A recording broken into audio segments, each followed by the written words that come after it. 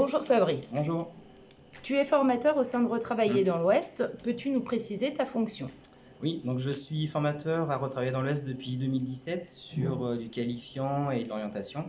Donc du qualifiant sur CIP et formateur d'adultes et sur l'orientation plus sur des prestations type VSI. Dans le cadre de tes animations avec les groupes de stagiaires, tu utilises la ludopédagogie. Peux-tu nous préciser concrètement en quoi cela consiste? Alors l'idée c'est d'utiliser tout ce qui est jeu pour faire monter en compétence l'ensemble des apprenants. Soit on met le jeu en début de séquence qui permet à la fois de créer une dynamique et puis de travailler les compétences sans qu'ils en aient forcément l'impression. Après c'est plus l'exploitation qui compte. Ou alors ça s'organise en cours de séquence pour en créer les apprentissages. Alors on utilise différents types de jeux. L'idée c'est de partir des fois de choses simples comme les Lego par exemple, où on travaille la communication. L'idée c'est d'identifier par exemple les filtres existants dans la communication, savoir un peu comment ça fonctionne pour ensuite exploiter et puis mieux communiquer. On peut utiliser aussi des jeux de cadre, donc de jeux déjà société existants.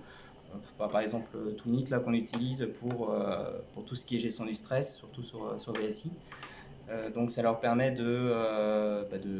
d'utiliser des jeux qu'ils ont peut-être même chez eux et d'identifier des compétences.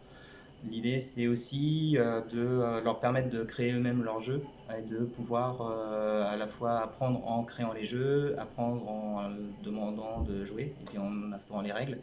Et puis en fait c'est toute une intelligence collective qui se met en place et qui permet à tout à chacun d'apprendre des jeux des uns des autres.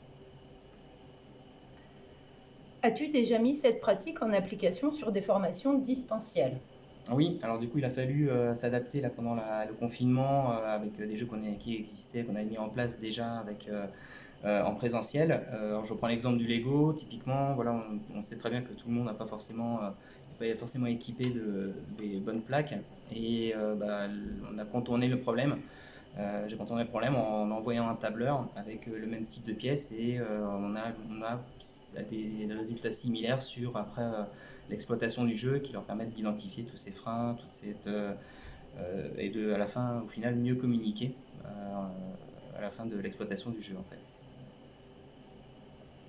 Et on a également aussi pour CIP-FPA, quand ils ont compris un petit peu la démarche de ludopédagogie, eux-mêmes s'y prennent leur propre jeu, créent leur propre jeu, ensuite les distribuent à leurs co-apprenants, et donc il y a toute une dynamique qui se crée, et ils y prennent, ils en comprennent tout le sens, et ils apprennent beaucoup plus vite et de manière plus efficiente.